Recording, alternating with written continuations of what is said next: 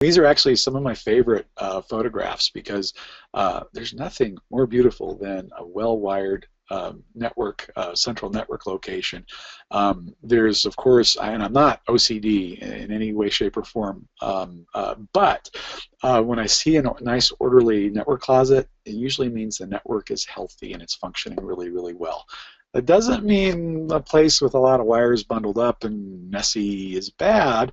Sometimes they're just fine, but that gives me that extra confidence that things are good. We're going to talk about some basic definitions now, and this will help you as we work through the network diagram. The first is the internet, which is often referred to as a cloud, and a cloud for good reasons, because it's a very complex interconnection of wires and routers and switches and servers, things like that. And you'll hear a little bit more about that when we do draw the network diagram together. But the cloud is actually a very useful term when we're referring to something very, very complex. But basically, the cloud is the internet. A fiber box is what some of us have, and what happens in the fiber box is also something very interesting called media conversion. When we have fiber optic cable, that's different. That transmits or uses light to transmit data. We have copper cable usually inside of our buildings, which is a different format. So we need a conversion so that we don't need to put a square peg into a round hole, but we are able to convert those two things to go together. So that usually happens at a couple of different locations. Sometimes it can happen in a box like this. This is actually a splitter, taking a big run of fiber and splitting it into taking the different strands in a fiber optic connection and allowing us to do those in different areas. Many times the media conversion that's built into, or that we need to have from fiber to copper, is built into another piece of networking equipment.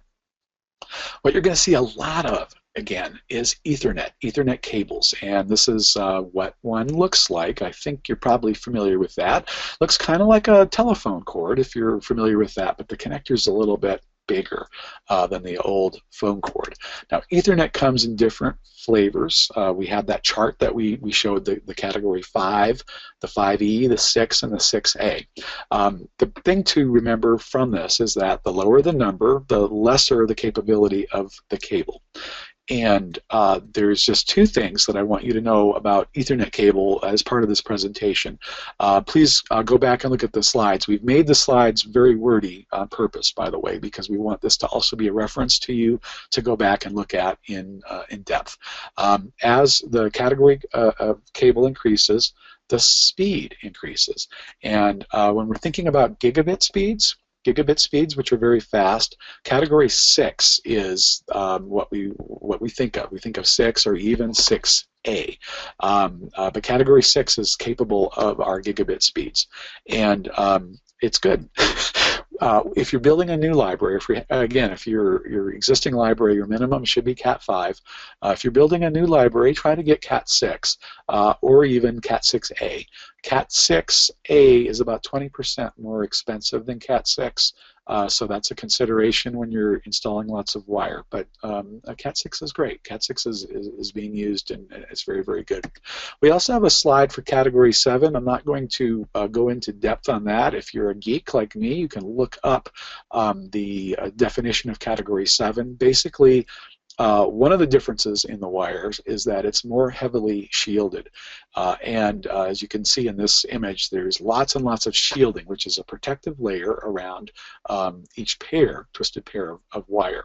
That and some other factors allow it to be a much faster and a different sort of cable than Cat 6. So it's not really something that we're thinking of replacing in most of our data networks and libraries at this point.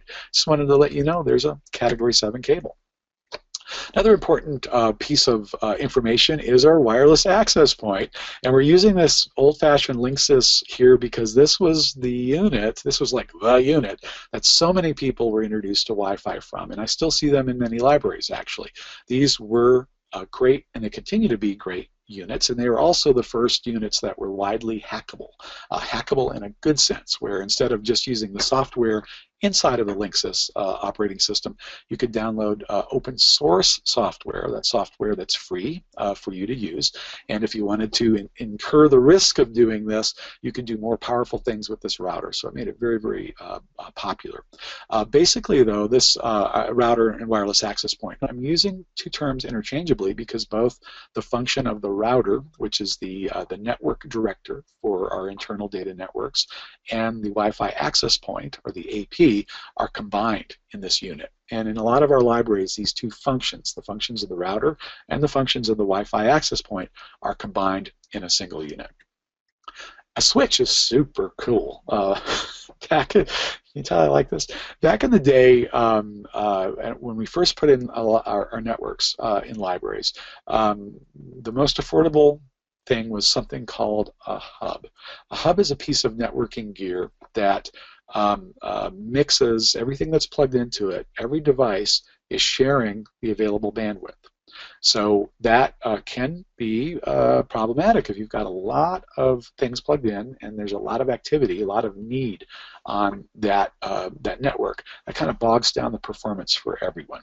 Interestingly enough, that is how a Wi-Fi signal works. The more people connected to a Wi-Fi access point, the lower the performance for each person connected. Now, there's a sweet spot. There's a certain number that can connect to there. Even for a very low quality access point, it's around 20, 25 users. Our newer equipment can support many, many more.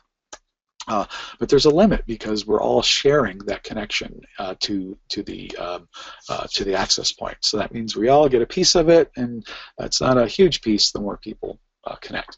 What a switch does, it's like the old switchboard operator. So when there's data communications, it can actually go from one switch port to the other, directly patched.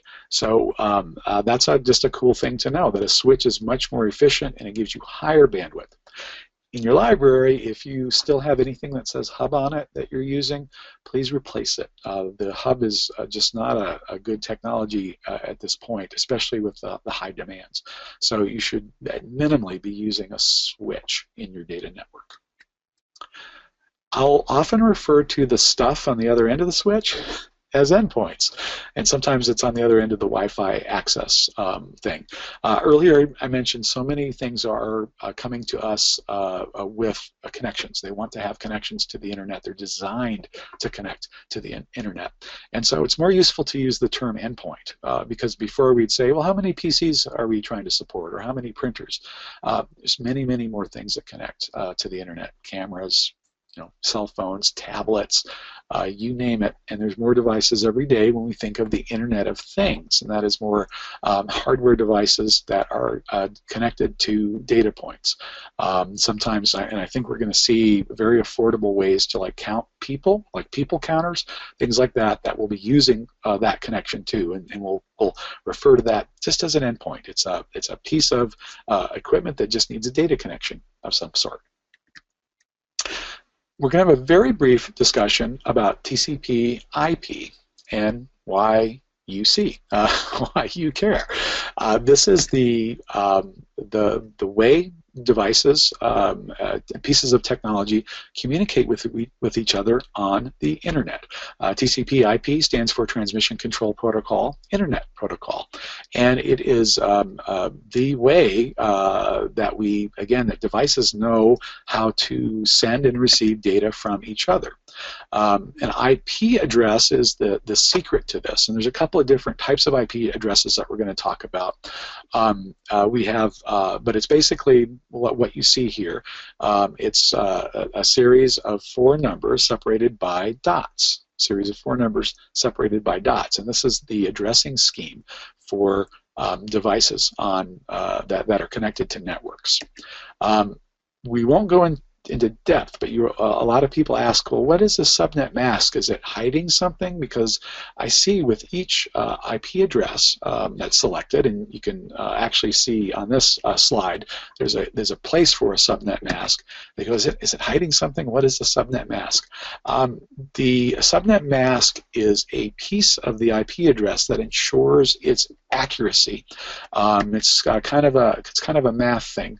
Not everyone is math-minded, and you don't need to be to understand your network. So what I'd like you to do, I saw this on the internet actually. It was one of the best explanations that I saw.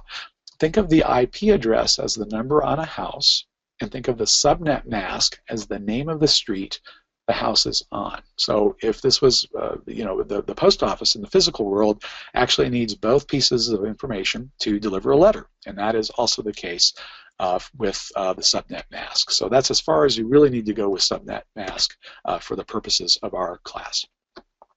Another term that I want you to know about and to think about too is often we will take the same piece of equipment and refer to it with different terms because we are referring to its function. And our router and our Wi-Fi access point in this class are combined. Those are two different functions, but they're combined into a single unit. That single unit is also something that we call our gateway. And the reason it's called a gateway is it's the gateway from our internal network to our external network. And when you look at the video when we draw the network, we will explain that in more depth. For this class, we have two types of IP addresses that are important to us. We have public IP addresses and private IP addresses. Public IP addresses are for the internet itself. It's how devices on this huge data network communicate to each other. They're also called routable IP addresses. We also have something called private IP addresses. Private IP addresses are the ones that we use inside of our network, and it's actually a special range of IP addresses that are reserved for nothing but internal networks. And so most of our internal networks use the same IP addresses, and it's okay because they really only need to communicate inside of our buildings or inside of our network. When we go outside, the routing and the addresses that are used are called public IP addresses. Something really cool happens at our router. It's actually our first line of defense, and you'll see this in the video. It's called network address translation, or NAT. When we have public IP addresses on the greater internet and when we have private ones inside of our data networks, our router at that point helps translate the public IP to our private IPs that we need to communicate, to have the chain of communication work correctly. That's actually our first line of defense, because in that network address translation, or NAT, that's our first opportunity for safety, to kind of keep the bad things of the internet away from our internal networks. Now that does take some configuration, some setup to be completely safe, and it's not a set and forget thing, but it is our first line of defense, and it's a really cool thing in our networks. I think you care. I hope you care, because all of these pieces help you understand your networks. You don't want this to be a black box, and a lot of times people are like, I don't care what's going on there. But there's more power for you as a manager of your library, as somebody involved and committed to serving your communities, to understand how these different pieces work together.